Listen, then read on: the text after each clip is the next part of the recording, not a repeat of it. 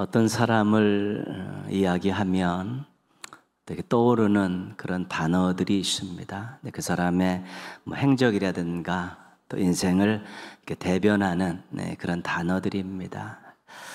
우리가 놀부 같다, 놀부 심보다 이렇게 이야기를 하지 않습니까? 그러니까 놀부를 이야기하면 심술이라는 단어가 떠오릅니다. 남을 괴롭히거나 남이 잘 되기를 시기하는 그런 못된 마음의 심술이죠. 우리가 이완용 같은 자다 이러면 그 이완용이라는 그 사람 속에는 그 매국노라는 그런 단어가 떠오릅니다. 나라를 팔아먹은 사람, 나라에 해를 끼친 사람, 그럴 때는 그 사람의 이름을 우리가 언급을 합니다. 긍정적인 것도 있습니다. 저 집 딸은 심청이 같아. 만약 이렇게 이야기하면 효녀다, 그렇죠?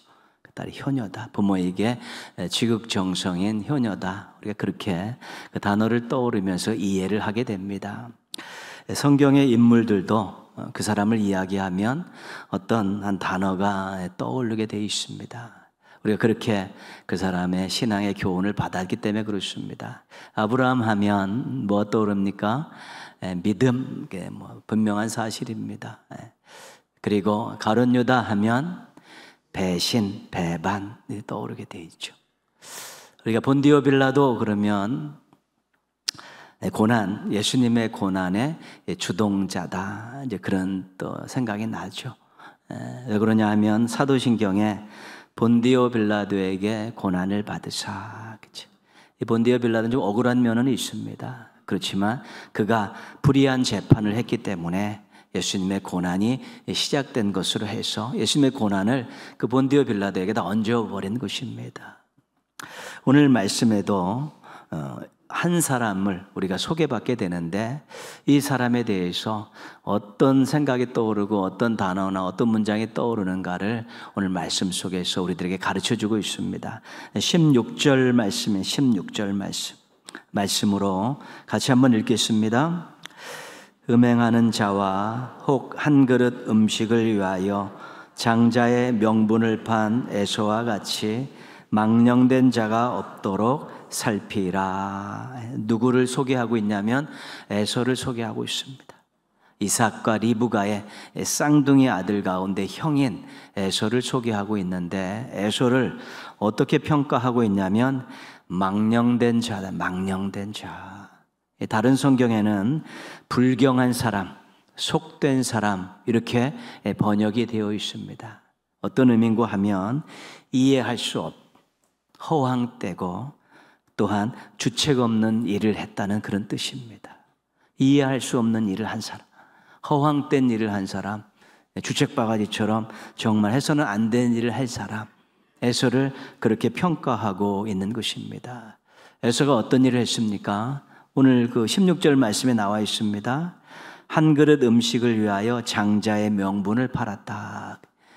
우리가 창세기에서 보고 있지 않습니까? 팥죽 한 그릇에 장자의 명분을 팔았습니다. 에서가 한 일이 그런 일입니다. 돈 주고 살 수 없는 것을 돈 주고 살 수 있는 것과 맞바꿔 먹어버렸습니다. 하나님이 주신 귀한 권리를 팥죽 한 그릇에 바꿔 먹어버린 것입니다. 그 일을 망령된 일이다. 그렇게 이야기하고 있습니다. 이해할 수 없는 일이다. 허황된 일이다. 주책스러운 일이다. 그렇게 성경은 이야기하고 있는 것입니다.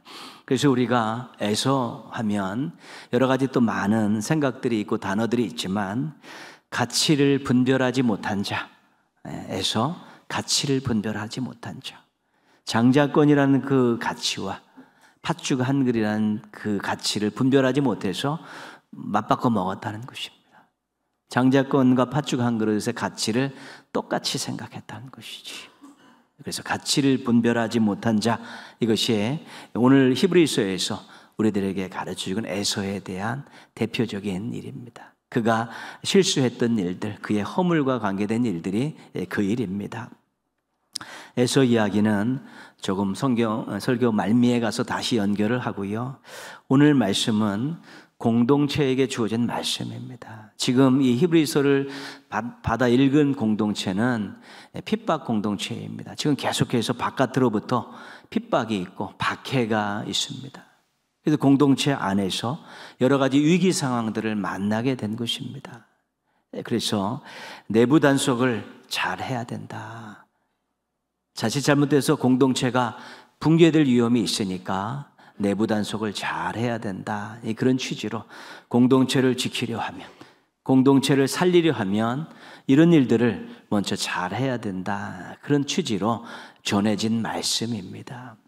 공동체 안에는 여러 가지 구성원들이 모여 있습니다. 다양한 구성원들이 모여 있는데 오늘 말씀 속에서도 그런 구성원들에 대한 소개하면서 권면을 주고 있습니다. 15절 말씀 보시면요, 너희는 하나님의 은혜에 이르지 못하는 자가 없도록 하고. 그래서 공동체 안에 하나님의 은혜에 이르지 못하는 자가 있습니다. 다시 말씀드리면 하나님의 은혜의 울타리를 벗어난 자들이 있다는 것입니다. 신앙의 시작은 은혜입니다. 우리가 하나님의 은혜로 예수 그리스도를 구주로 믿고 우리의 신앙이 출발했고 우리의 새로운 인생들이 시작이 됐습니다. 우리의 인생의 마지막은 은혜로 하나님 나라에 가는 것입니다.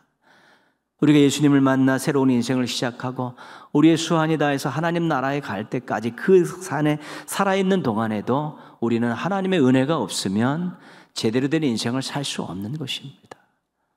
그런데 은혜에 이르지 못하고 이 은혜의 물타리 바깥으로 나가게 된다면 그 사람은 불행한 사람입니다. 자신이 불행할 뿐만 아니라 공동체에도 좋지 않은 영향을 끼치게 되는 것입니다. 감사가 없으면 은혜가 없습니다. 받은 은혜에 대해서 감사가 없으면 그 은혜는 더 이상 은혜가 아닙니다. 당연한 것입니다. 또 받은 은혜에 감사해야지만이 그 다음 새로운 은혜를 받을 수 있는 것입니다. 이스라엘 백성들이 하나님의 은혜로 애굽에서 구원받고 홍해를 건너고 광야에 들어갔는데 조금만 힘들면 불평하고 원망합니다. 불평하고 원망합니다. 엄청나게 큰 은혜를 받았음에도 불구하고 조금만 힘들면 불평하고 원망합니다. 감사가 사라지니까 은혜가 없는 것입니다. 광야를 걷는 백성의 마음이 광야와 같습니다. 사막을 걷는 이 백성들의 마음에 가시돋친 선인장만 자라고 있는 것입니다. 은혜를 잃어버리고 감사가 없어서 은혜를 잃어버리면 이 마음이 삭막해질 수밖에 없는 것입니다. 행복할 수가 없는 것입니다. 감사를 회복시키느라고 하나님께서 이스라엘 백성들에게 엄청나게 많은 고난을 주셨습니다. 그것도 감사한 일입니다. 고난을 통해서라도 하나님의 은혜를 알고 감사할 수 있다면 이 광야와 같은 사막과 같은 마음이 오아시스가 있는 마음으로 바뀌고 꽃이 피는 마음으로 바뀌면 그 고난도 감사한 것입니다. 잠언 3장 34절입니다.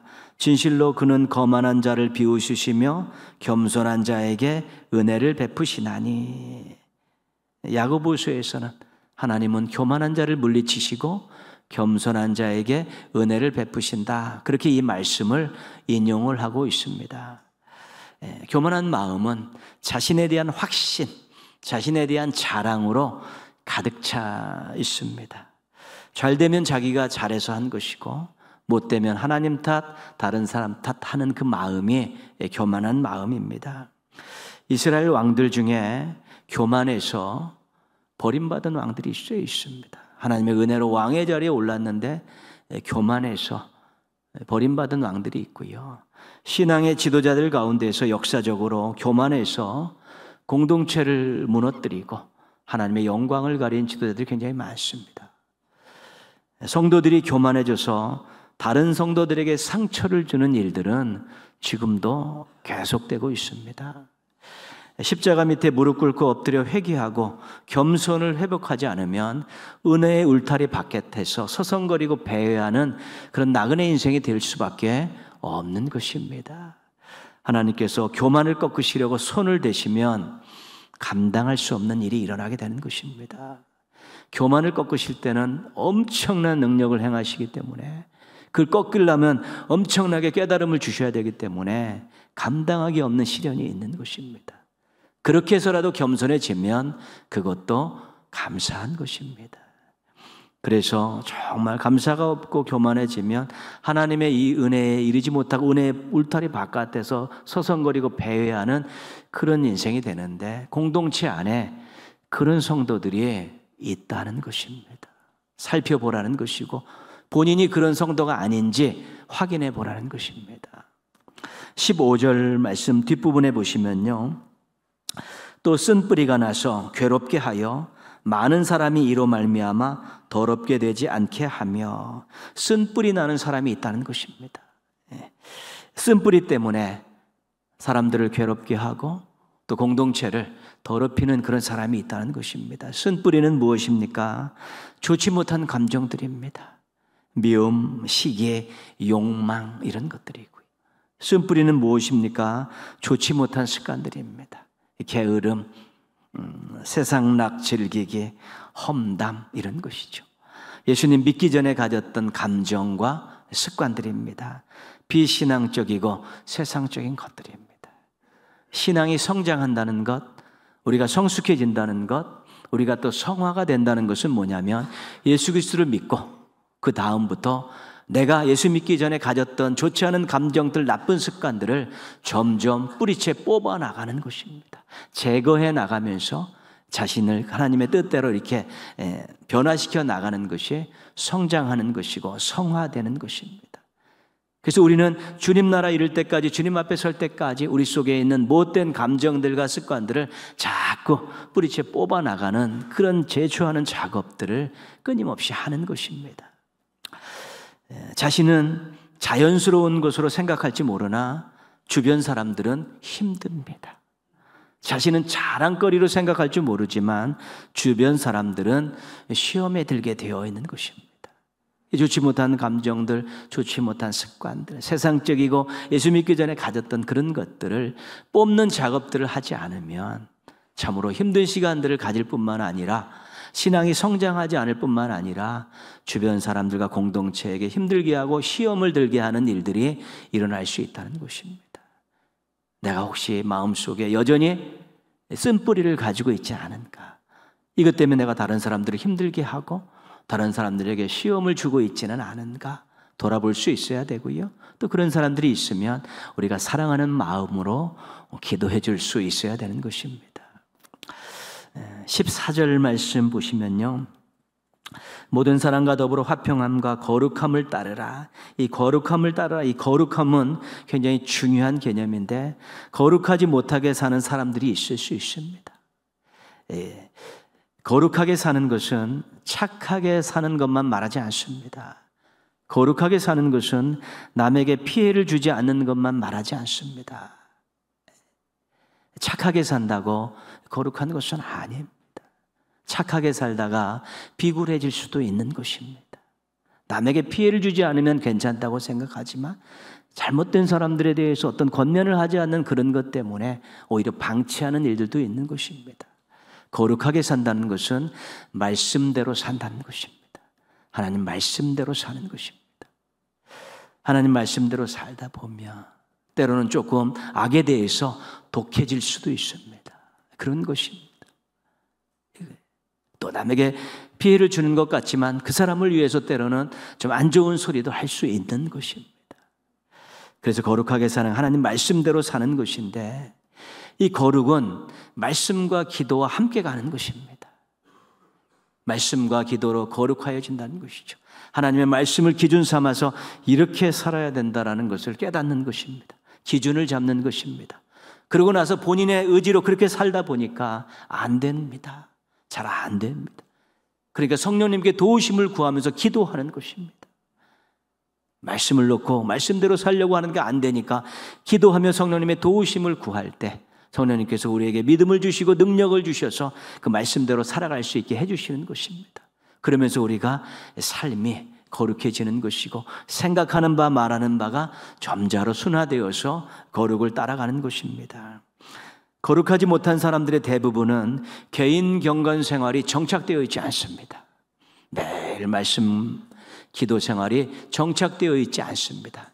그래서 기분대로 삽니다. 형편대로 살고 상황에 맞춰서 적응하며 삽니다.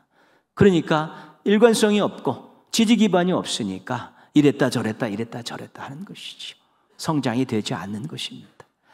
교회 학교에서 아이들에게 늘 예배, 기도, 말씀 이것들을 늘 강조하고 가르치는 이유가 뭐냐면 거룩은 평생 추구해야 될 삶의 모습인데 어렸을 때 장착을 해놓으면 그 남은 인생이 행복한 것입니다.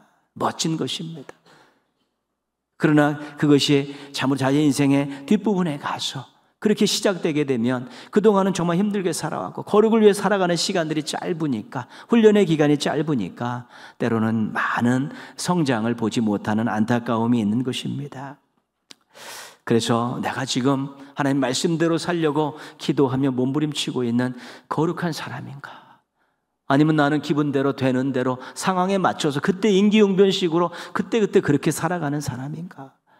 내가 신앙이 조금씩 성장하고 있는가? 아니면 내가 지금 몇 년 했는데 그제 제자리 걸음하고 있는가? 돌아보면서 거룩한 사람인가 아닌가를 확인해야 되고 혹시 또 그런 분들이 눈에 띄면 우리가 자신의 기도 시간에 기도해 줄 수 있어야 되고 또 훈련의 장이 마련되면 같이 그곳을 안내해서 같이 훈련할 수 있는 기회를 마련할 수 있어야 되는 것입니다. 은혜에 이르지 못하는 사람, 쓴뿌리가 나서 사람들을 괴롭게 하고 더럽히는 사람, 또 거룩하게 살지 못하는 사람, 이런 사람들이 우리들의 공동체 안에 있을 수 있다는 것입니다. 그것이 우리 자신이 될 수도 있다는 것입니다. 이런 사람 절대로 되지 않기를 바랍니다. 우리가 처음 시작할 때 에서에 대한 이야기를 했습니다. 에서가 가치를 분별하지 못하는 자다. 공동체 안에서 가치를 분별하지 못하는 자가 있을 수 있다는 것입니다. 오늘 말씀에서 에서를 등장시킨 이유가 있습니다. 이 지금 히브리서를 읽는 공동체에 어떤 일이 일어났냐면 배교하는 일이 일어나는 것이죠. 배교. 막 핍박이 있고 그 핍박 때문에 삶이 어려워지니까 이 신앙을 던져버리는 것입니다. 놓아버리는 것입니다. 등을 돌려버리는 그런 배교하는 일들이 일어난 것이죠. 이 당시에는 많은 사람들이 교회로 몰려들고 신앙 공동체 안으로 몰려들었는데 핍박이 났습니다. 제일 먼저 유대교에서 핍박을 했습니다.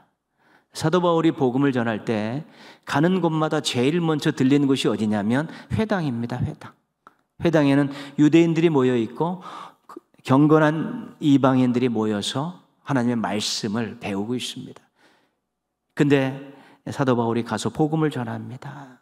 복음을 전하면서 예수 믿으면 구원받을 수 있다. 할례 안 받아도 된다. 경건한 이방인들이 많이 유대교회에서 훈련받던 경건한 이방인들이 많이 예수 그리스도를 믿었습니다. 유대인 중에서도 그 복음을 듣고 개종한 사람들이 많았습니다. 유대 사회에서 이 개종한 사람들을 압박을 하기 시작하는데 자신의 공동체 삶의 터전에서 제대로 숨을 쉬고 살지 못하도록 하는 것입니다. 생필품 하나 구입하는 것도 어렵고 직장 생활하고 사업장 운영하는데 엄청나게 나는 불이익을 주는 것입니다. 그러니까 기독교로 개종했던 유대인들이 견뎌내지 못하는 것입니다. 그래서 다시 돌아가는 것입니다. 로마의 핍박은 뭐 더하지 않았습니까? 사람들 거의 다 막 사자굴에 집어넣고 불에 태워 죽이고 톱으로 썰어 죽이고 뭐 삶의 모든 분에 파탄이 일어날 정도로 엄청나게 박해를 하니까 결국은 신앙을 던져버리고 돌아가는 사람들이 많이 생겨난 것입니다. 그러니까 그 배교의 그 위험 속에서 에서를 등장시키는 것입니다. 에서를 봐라. 그 보이지 않는 그 하나님이 주신 그 귀한 가치 있는 것을 이 땅에 팥죽 한 그릇에 팔아먹은 사람 아니냐. 가치를 분별하지 못해서 어떻게 됐는 줄 아느냐. 17절 말씀입니다. 너희가 아는 바와 같이 그가 그 후에 축복을 이어받으려고 눈물을 흘리며 구하되 버림바가 되어 회개할 기회를 얻지 못하였느니라. 그거 팔아먹고 다시 얻지 못했다. 그거 가치를 분별하지 못하고 그거 바꿔 먹었다가 다시는 얻지 못하고 영원히 기회를 얻지 못했다. 너희들이 지금 신앙의 가치를 잃어버리고 신앙을 팔고 너희들의 편함과 이익 때문에 그렇게 신앙을 버려버리면 다시 돌아올 수 없다 단언을 하고 있습니다. 그러나 다시 돌아올 수 있습니다. 하나님께서 다시 눈물하고 회개하면 받아주시는데, 지금은 야 너희들 그렇게 갔다가 다시 돌아올 수 있다 이렇게 이야기하면 이 경각심이 떨어지는 것 아니겠습니까? 그러니까 여기서는 다시 돌아올 수 없다, 에서처럼 버림받는다라고 아주 단언을 하면서 신앙의 가치를 지킬 것을 촉구하고 있는 것입니다. 그렇게 힘든 공동체가 신앙을 버리는 것을 안타깝게 생각하며 에서를 등장시켜서 그 귀한 신앙의 가치를 잃어버리지 않도록 지금 계속해서 권면하고 있는 것입니다. 우리들이 신앙 가지고 있습니다.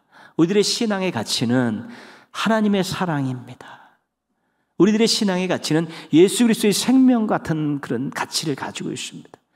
독생자를 주신 하나님의 사랑, 생명을 버리신 예수님의 그런 희생, 그것과 우리의 신앙을 맞바꾼 것입니다. 우리의 신앙이 그렇게 값진 것입니다. 이 신앙 갖고 있어야 행복하게 살 수 있고, 이 신앙 유지할 수 있어야 하나님 나라에 입성할 수 있는 것입니다. 이 땅을 살면서 우리가 조금 편하게 살겠다고, 어떤 이익을 얻겠다고, 또 세상에서 살아가 수치당하지 않겠다고 신앙을 팔아버리고 신앙을 던져버리면 실은 인생을 잃어버리고 미래를 잃어버리고 생명을 포기하는 것이고 행복을 포기하고 천국을 포기하는 것입니다. 그게 조심해야 됩니다. 내가 가지고 있는 신앙의 가치가 얼마나 대단한 것인가에 대한 것을 분별할 수 있어야 되는 것입니다. 팥죽 한 그릇에 팔아먹은 에서와 같이 되지 말아야 되는 것입니다. 사업 좀 잘해보겠다고, 승진 한번 하겠다고, 수치스러운 일 당하지 않겠다고 신앙 던져버리는 그런 어리석은 에서와 같은 사람이 되지 말 것을 말씀하고 있는 것입니다. 은혜에 이르지 못하는 사람, 쓴뿌리가 나서 괴롭히고 더럽히는 사람, 거룩하게 살지 못하는 사람, 신앙의 가치를 분별하지 못하는 사람, 우리 공동체 안에 있을 수 있고, 그것이 바로 나 자신일 수 있다라는 경각심들을 꼭 가지십시오. 공동체 안에 그런 사람들이 있는데 거기에 사탄이 역사해갖고 한번 뒤집어 엎어버리면 공동체가 분란이 일어나는 일이 허다한 것이고, 서로 상처를 주고받고 힘든 시간들을 보내는 일들이 늘상 있습니다. 지금도 있습니다. 우리 주변에도 얼마든지 찾을 수 있습니다. 그렇게 중요한 일입니다. 그래서 개인적으로는 내가 혹시 그런 사람이 아닌가 돌아보면서 말씀 붙들고 기도하면서 하나님의 도우심을 구하고 열심히 처절하게 치열하게 노력하면서 자신이 정말 제대로 된 신앙인이 되기 위해서 노력해야 되는 것입니다. 그런데 개인이 할 때는 한계가 있습니다. 그래서 오늘 말씀에는 또 하나의 해법을 우리에게 제시해 주고 있습니다. 14절 말씀 보시면요, 모든 사람과 더불어 화평함과 거룩함을 따르라. 이것이 없이는 아무도 주를 보지 못하리라. 이 모든 사람과 더불어 화평함을 따르라, 이 말은 사랑의 공동체, 하나 되는 공동체를 만들라는 것입니다. 이해하고 용서하고 배려하고 섬기고 나누고 돕고 어깨동무하고 함께 어우러져가는 그런 따뜻한 사랑의 공동체를 만들라는 것입니다. 이 따뜻한 공동체가 되면 서로를 존중히 여기게 되는 것입니다. 서로 협력하게 되는 것이고요, 어려움들을 함께 나누는, 동고동락하는 그런 일들이 일어나는 것이죠. 그러다 보면 서로에게 본이 될 수 있습니다. 서로에게 힘이 될 수 있고 서로에게 복이 될 수 있는 것입니다. 그 신앙의 어려움들을 겪고 있고 자기가 좋은 신앙이 되기 위해서 노력하는데 혼자에 좀 버거운 부분이 있는데, 공동체의 분위기 속에서 공동체에서 자기를 돕는 지체들 때문에 힘을 얻고 자기가 새롭게 되는데 더욱더 도움을 많이 받을 수 있는 것입니다. 보네포라는 독일 신학자는 성도의 눈 속에서 그리스도를 보라, 그렇게 이야기했습니다. 성도들이 교제할 때 그 눈을 볼 때 그 속에서 그리스도를 보라는 것입니다. 저 성도가 그리스도께서 대신 죽으신 형도라는 것입니다. 그만큼 존귀한 성도라는 것입니다. 존중히 여기고 사랑하라는 것입니다. 또 다른 이야기를 하면 우리가 성도의 삶 속에서 그리스도를 볼 수 있어야 되는 것입니다. 야, 믿음으로 살아가려는 모습, 섬기는 사람들의 모습, 따뜻한 사랑의 모습들을 보면서 야, 내가 예수님을 닮아가려고 그러고 좋은 신앙을 가지려고 하는데 저 성도의 삶 속에서 내가 그것을 볼 수 있구나. 그럼 힘이 되고 또 그것 때문에 복이 될 수 있는 것입니다. 우리가 좋은 공동체, 건강한 공동체라는 것은 뭐냐면 회복의 공동체입니다. 치유의 공동체고 깨달음을 주는 공동체고 다시 용기를 낼 수 있는 공동체입니다. 공동체에 함께 어우러져 살다 보니까 아, 신앙생활은 저렇게 하는 거구나. 아, 겸손이라는 것은 저런 것이구나. 저렇게 사람들을 대해야 되는 것이구나. 어려움은 저렇게 이겨내야 되는 것이구나. 자녀들은 아, 저렇게 키우는 것이구나. 아, 물질은 저렇게 사용해야 되는 것이구나. 신앙훈련은 정말 저렇게 해야 되는 것이구나. 이 공동체 안에 있는 지체들을 바라보면 좋은 모델들을 바라보면서 깨달음이 있고 또 그런 깨달음이 있을 때 기도하면서 서로 도움받으면서 그렇게 새롭게 변화될 수 있게 되는 것입니다. 여러분, 홀로 집에서 영상으로 예배드리는 우리가 시간들을 오래 가졌습니다. 모여서 이렇게 예배드린 지 얼마 되지 않았습니다. 홀로 화면을 바라보며 드렸던 예배와 함께 모여서 드렸던 예배의 차이가 무엇입니까? 예배에 대한 아무런 모델이 없습니다.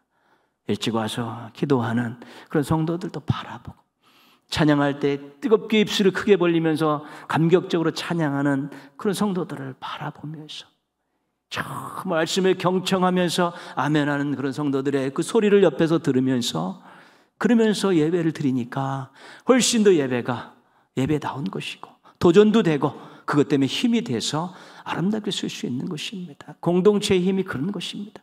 그 신앙은 공동체입니다. 어떤 건강한 공동체를 만들고 내가 그 안에서 얼마나 많은 선한 영향력을 끼치고 선한 영향력을 받을 수 있느냐. 공동체에 오면 위로가 되고 용기가 되고 회복이 되고 치유가 되는 이런 것들을 경험하게 될 때 우리가 좋은 신앙인들로 거듭날 수 있고 하나님 기뻐하시는 인생들을 살아갈 수 있게 되는 것입니다. 여러분, 가정을 좋은 공동체를 만들기 위해서 노력하고 계시지 않습니까? 우리 교회를 우리가 좋은 공동체, 신앙 공동체를 만들기 위해서 함께 노력하는 것입니다. 공동체에 오면 지체들을 바라보고 믿음의 식구들을 바라보면 힘이 되고 위로가 되고 또 서로 사랑을 주고받고 서로 섬기며 좋은 또한 그런 모델들이 되어져 갈 때 우리가 공동체와 함께 지체들과 함께 하나님 보시기에 아름다운 성도들로 아름다운 지체들로 커가는 것입니다. 그래서 공동체가 중요한 것이고 공동체의 지체인 여러분 한 분 한 분이 너무도 소중하고 귀한 것입니다. 누구도 무시당할 필요가 없습니다. 누구도 혼자 잘났다고 교만하게 막 날뛰는 그런 일들도 필요 없는 것입니다. 다 필요하고 다 소중하고 서로에게 모델이 되고 서로에게 위로가 되고 용기가 되는 그런 공동체 속에서 우리가 성숙해지고 또 성화가 되어지고 하나님 기쁘시게 하는 자녀들과 백성들과 일꾼이 되어질 수 있는 것입니다. 신앙의 가치를 최고로 여기십시오. 이것을 지키시려고 노력하시면서 특별히 개인적으로도 노력하지만 우리 좋은 공동체 안에서 서로 또 교제하면서 이 신앙의 가치를 더 높이고 이 신앙의 가치를 지키려고 함께 노력하는 가운데서 언제 어디서나 하나님을 기쁘시게 해드리는 멋진 신앙인들 또 사람들에게 기쁨을 안겨주고 유익을 안겨주는 또 행복한 신앙인들 되시기를 주님의 이름으로 축원합니다.